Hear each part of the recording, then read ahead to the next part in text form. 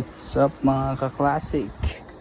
So ayan, meron tayo ngayon ditong isang Double Eagle.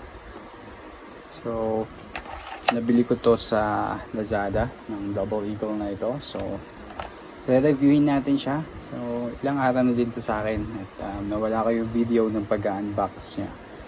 So isa siyang super plastic. Plastic ang kanyang mags. Plastic ang kanyang buong body.